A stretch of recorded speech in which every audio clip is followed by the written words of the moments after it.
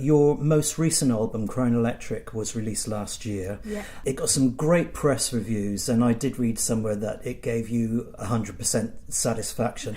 Is that the writing, the recording, or the reaction that it got, or a mixture of all of that? Well, I was pleased with the reaction. What I generally do with records is I have like 50, 60 songs, and then I choose from that a good 20, and then I take those into the studio, and then the best ones of those make the record. So it's like a selection process of my own writing. And I worked with Neil McCall, produced the album with me, and I had a very good band around me. So I think a lot of the way the record sounds is I'm taking the credit for, but it's actually really good players. But yeah, I think there is pretty much 100% satisfaction. Well, I don't know whether it's the correct way to say this, but whether it's a combination of the writing, the arrangements and the production, for me it sounds your most open album. I don't know whether that's quite the right word for it, but accessible, maybe commercial. Yeah, I suppose it's... I mean, I've never made a record with the idea of it as a sort of commercial product. I've made it with an eye on what I want it to achieve, and I suppose I wanted it to be accessible, and I wanted it to have that sort of timeless feel to it, like all the records I grew up loving. So yeah, it did well for that, and it had some songs on that became hits on the radio too and things like that, so it helped that along. And I think once people hear the sound and hear a song a few times, then they've got pointers for the rest of the record. Yeah. Well, lyrically it's very personal in places, songs like Picture Book, but quite observational in others like Underground. And when you sit down to write, have you got a clear picture of where you want a song to go, or are you disciplined in that respect, or do you let songs find their own way? There's no rules really about where they come from. I mean, there's different methods of making songs and they come in different ways. Sometimes it can be like a radio switching on in your head and you're just trying to keep up to write down what you're hearing in a whole.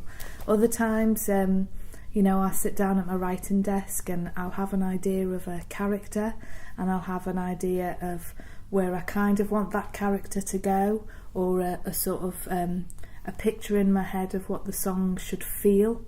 Sometimes it's not even that linear, it's kind of like wanting to create pictures in my head that then someone can make the story out of.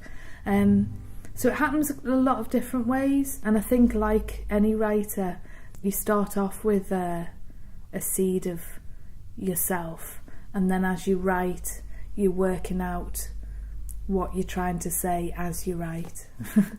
Well, you seem to be in a very good place now with Crown Electric getting great reviews, and also coming out on a label like One Little Indian, which for me has a similar ethos to a 4AD or a Mute or Island Records in the late 60s, 70s, where artists are allowed to be themselves. Yeah. Is that something you experienced with the label? It is. I mean, the first album I did with them was called The Quickening. That was a solo album. And then after that, I did a record of children's songs under the name The Crayonettes.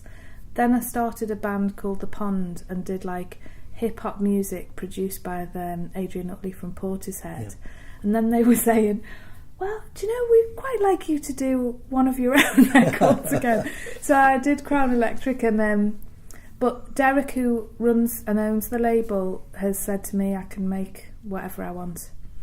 And it's really amazing to have that sort of belief. And the next record I'm doing that's just about being finished is quite a different thing again. Yeah. So yeah, it's important, because I was on my own label. Even when I went on the major labels, I was still licensed to them. So Core was licensed to and every single album I've ever done has had a clause of 100% creative control. You've built up a good musical partnership with Neil McCall. There was the album too, and he's produced your recent album.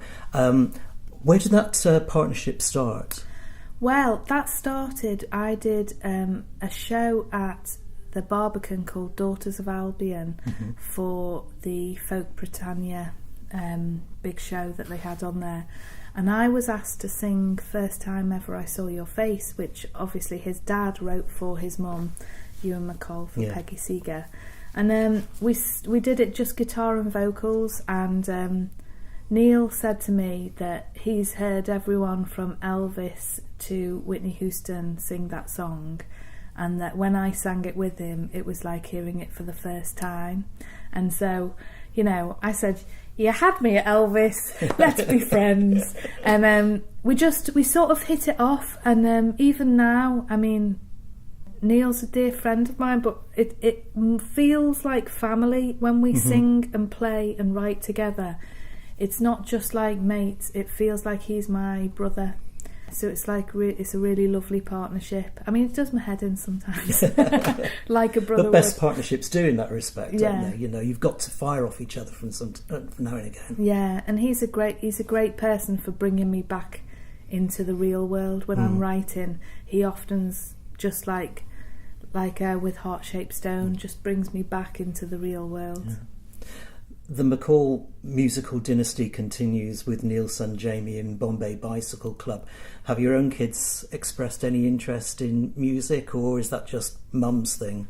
My eldest son is much more into science. He's 8, and my youngest, who's 4, is playing the piano. But I'm going to encourage anything that they want to do. I've sung with Bombay Bicycle Club, so I'm jumping onto his kids instead. There was the Crayonettes, which obviously is the Songs for Children Robots Playing Out album. Was that written specifically for your own kids? It was. Me and my friend Anna both had our youngest at the same time, and we were talking about how we kind of wanted to listen to the Stooges and maybe like the Velvet Underground, but the lyrical content wasn't quite great, and there was only nursery rhymes for kids. So we sort of made up songs that sounded like the Stooges and the Velvet Underground, but with things like how to brush your teeth and the temperature of a toad. How hot is a toad, yes. And complete other side of the coin is The Pond, which I think is a great mixture of styles. This is a real hybrid of musical influences in that. Who did you work with on that project? So the band was me, Simon Edwards and Ginny Clee. And Simon and Ginny are a married couple, and Simon has worked with me on a few albums, and he's worked with everyone from Michael Jackson to the Talk Talk albums. And I stayed with them quite a bit when I was in London, and we talked about how we should do a band. We were just walking around the Common, and it came from that. And then every time I came down, we wrote another song, and over a long period of time, we ended up making that record. I'm really proud of that record, and I think it's quite a slow grower. I think more and more people are getting to hear it and then realising. Is it quite nice not to have like your name on the sleeve as well? Does that give you a level of freedom that you wouldn't have if it said Kathryn Williams' album? That was the idea, that it wasn't necessarily, people weren't going to necessarily know it was me. And I always wanted to be in a band to share that. I've always been a solo artist, so that was a nice experience as well. And those two projects came between your last 2 solo albums, so where do you go now for 2015? What's around the corner? Well, the next album that's coming out May is just in the process of finishing, and it came from a writing commission. I got given a writing commission for a Durham Book Festival to write songs for Sylvia Plath's Bell Jar, and I wrote 4 songs for that, and then it became it just grew from that commission. So that's the next record, is going to be a collection of songs based on that book. And are we likely to see anything more from the side projects as well? Is there going to be more Pond, or? Yeah, well, there's half a pond already. It's a puddle. There's a puddle of a pond made, and Neil McCall and I have written enough for another album, and I've been doing a jazz album with a vibraphone player called Anthony Kerr. Yeah, so I've got quite a lot of other things going on, but the Sylvia Plath's going to be the next one.